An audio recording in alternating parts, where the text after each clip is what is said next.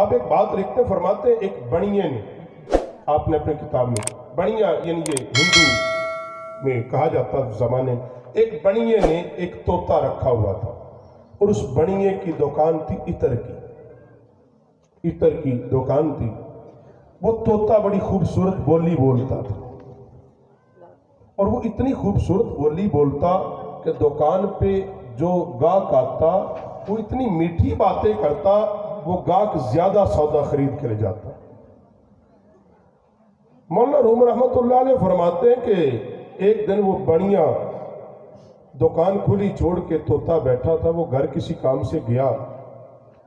اب اسی اثنا میں جو بلی تھی وہ داخل ہوگی دکان میں۔ اب بلی اس طوطے پہ جھپٹنا چاہی، اب اس طوطے نے پھڑپھڑایا، اس کی کچھ گلدان، کچھ عطر کی شیشیاں ٹوٹ گئی، کچھ عطر ضائع ہو گیا۔ وہ بانیا گھر سے آیا، اس کو بڑا غصہ، اس نے کہا طوطے نے کیا کیا، خراب کر دیا۔ اس نے طوطے کو پکڑا، اس کو خوب پیٹا اور اس کے سر کے بال گنجا کر دیا۔ اب ہوا کیا کہ وہ خاموش ہو گیا۔ اب وہ بانیا بہت کہتا تھا کسی طریقے یار یہ بولے، مگر وہ بولتا خاموش۔ وہ اس کے چوری بھی ڈالے، دانا بھی ڈالے، بھئی بول، وہ کہتا بنے۔ ایک وقت گزرا، وہ اسی بازار سے ایک سناسی گزر رہا تھا،